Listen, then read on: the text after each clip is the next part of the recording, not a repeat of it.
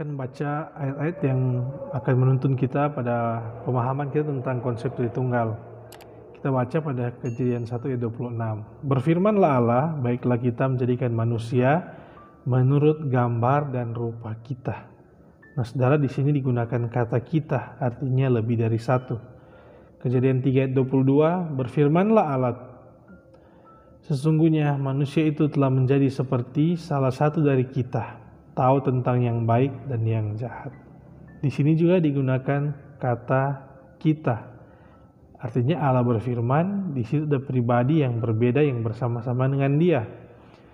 Jadi ini sudah cukup menuntun kita pada konsep Tritunggal. Dan kalau ada orang yang bertanya, apakah ada kata Tritunggal yang tercatat dalam Alkitab? Tentu saja tidak ada. Tapi konsepnya sangat jelas. Kita bisa baca dalam 1 Yohanes 5 ayat 7. Sebab ada 3 yang memberi kesaksian di dalam sorga, Bapa, Firman, dan Roh Kudus, dan ketiganya adalah satu. Jadi firman ini sangat jelas bahwa konsep Tritunggal tercatat dalam 1 Yohanes 5 ayat 7. Dan kita tidak perlu ragu untuk menjelaskan kepada sesama kita yang belum mengerti tentang konsep Tritunggal. Nah, saudara-saudara, kita juga dapat baca dalam kitab Filipi 2 ayat 5 sampai 7.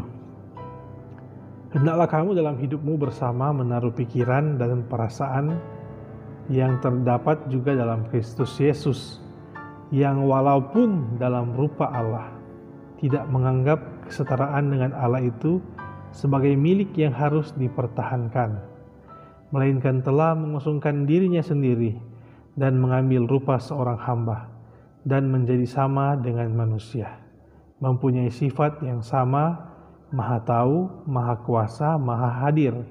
Ketiga pribadi ini pernah hadir di waktu bersamaan. Jadi saudara-saudara, jelas ayat ini juga mendukung konsep Tritunggal, bahwa Bapa dan Anak mempunyai pribadi yang berbeda. Jadi dikatakan walaupun dalam rupa Allah tidak menganggap kesetaraan dengan Allah sebagai milik yang harus dipertahankan, melainkan telah mengosongkan diri dan mengambil rupa seorang hamba dan menjadi sama dengan manusia. Jadi walaupun setara dengan Allah, tetapi dia tidak menganggap dirinya setara dengan Allah, dan dia mengosongkan dirinya dan mengambil rupa manusia. Di sini sudah ada 2 pribadi yang berbeda, dan nantinya ada penjelasan tentang Roh Kudus untuk melengkapi ketiga pribadi yang berbeda dalam konsep Yesus Kristus. Saudara-saudaraku yang berkati Tuhan, saat ini saya akan bahas tentang konsep Tritunggal. Kita tahu bersama-sama orang Kristen tidak pernah terlepas dari konsep Tritunggal ini, karena dengan konsep Tritunggal kita meyakini Tuhan Yesus adalah Tuhan dan Allah kita. Nah, saudara-saudara, masih banyak dari kita yang belum memahami akan konsep Tritunggal ini. Masih banyak orang Kristen yang sudah dari kecil menjadi orang Kristen, rajin beribadah, tetapi tidak paham tentang konsep Tritunggal. Bahkan masih ada yang mempercayai bahwa orang Kristen itu menyembah 3 Allah, sehingga sampai saat ini umat Muslim masih menyebut kita orang kafir karena mereka mengira kita menyembah 3 Allah. Padahal jelas dalam firman Tuhan, dalam Ulangan 6 ayat 4, dengarlah hai orang Israel, Tuhan itu Allah kita, Tuhan itu esa. Jadi sangat jelas kita menyembah satu Allah. Tetapi tentang konsep Tritunggal ini, 3, Tritunggal itu artinya satu. Jadi kita mengakui bahwa ada 3 pribadi dengan satu hakikat. 3 pribadi itu adalah Bapa, Putra, dan Roh Kudus dengan hakikat yang sama. Jadi pribadi ini berbeda, tapi hakikatnya sama. Bapa tidak sama dengan Anak, Anak tidak sama dengan Roh Kudus, dan Roh Kudus tidak sama dengan Bapa. Tetapi Bapa adalah Allah, Anak juga adalah Allah, dan Roh Kudus adalah Allah. Tentunya ini sedikit membingungkan karena berbicara tentang Tritunggal, ini sudah berbicara di atas akal manusia. Jadi orang yang tidak beriman pasti tidak akan mengerti tentang Tritunggal. Orang yang sering melihat perdebatan antar agama Tentunya walaupun kita sudah menjelaskan secara detail tentang Tritunggal, pasti agama lain pun tidak akan pernah menerima hal ini karena ini di luar atau di atas akal manusia. Nah, saudara-saudara yang kasih Tuhan, pada waktu sebelum kedatangan Kristus, Allah melihat umatnya pada waktu itu imannya pasang surut. Kadang menyembah Tuhan, kadang juga lari dari perintah Tuhan. Kita melihat umat Israel begitu banyak ujian yang Tuhan sudah berikan karena mereka jauh dari Tuhan. Nah, tentunya kita melihat sifat dari Allah kita adalah pengasih dan penyayang. Dari dulu sampai sekarang tetap sama. Allah mengasihi umatnya sehingga dia tidak menginginkan umatnya untuk binasa. Oleh sebab itu dia mengutus putranya yang tunggal, yaitu Tuhan kita Yesus Kristus, untuk datang ke dunia untuk menyelamatkan umat manusia. Yohanes 3:16 berkata, "Karena begitu besar kasih Allah akan dunia ini, sehingga ia telah mengaruniakan anaknya yang tunggal, supaya setiap orang yang percaya kepadanya tidak binasa, melainkan beroleh hidup yang kekal." Nah, saudara-saudara yang berkati Tuhan, tentunya ketika anaknya hadir di dunia ini, yaitu Yesus Kristus, dia datang untuk menebus umat manusia. Setelah selesai misinya, dia kembali naik ke sorga. Dan tentunya sifat yang ada kepada Bapa, begitu juga sifat dari Yesus Kristus. Dia pengasih dan penyayang. Dia tidak mungkin meninggalkan kita sendirian atau umatnya sendirian. Sehingga dia mengutus Roh Penghibur atau Roh Kudus untuk datang kepada kita umatnya. Kita baca pada Yohanes 14:26.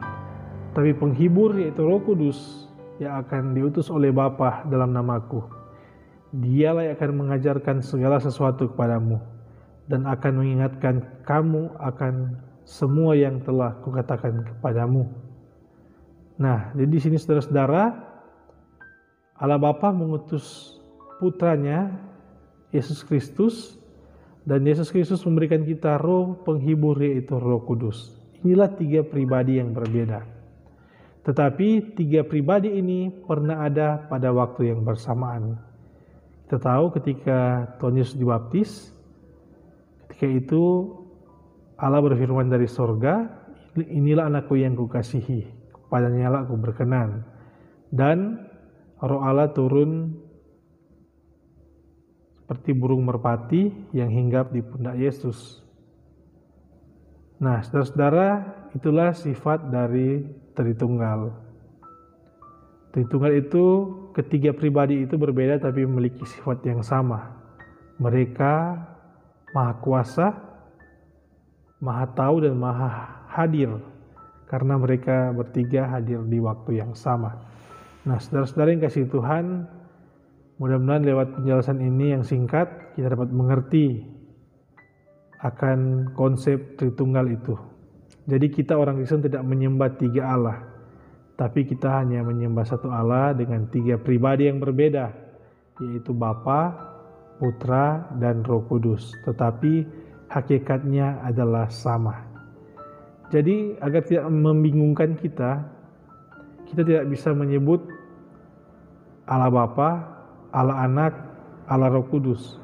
Karena ketika kita menyebut itu secara bersamaan, banyak orang akan bingung. Mereka akan mengira kita menyembah tiga Allah yang berbeda.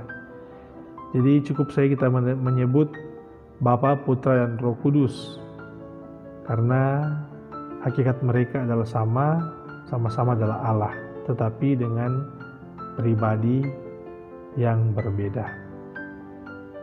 Kiranya video singkat ini dapat memberkati kita, pemahaman kita tentang konsep Tritunggal, agar kita tidak salah persepsi tentang Tritunggal, dan ketika juga kita bertemu dengan orang-orang yang masih juga belum memahami, agar lewat video ini, lewat pembahasan ini, kita dapat menjelaskan dengan benar kepada mereka apa artinya konsep Tritunggal yang sebenarnya. Demikianlah pembahasan di saat ini. Tuhan kiranya memberkati kita dengan hikmat daripada Tuhan, agar kita selalu dapat memahami akan kebenaran firman Tuhan, termasuk tentang konsep Tritunggal yang kita bahas saat ini. Demikian, Shalom, Tuhan memberkati kita semua.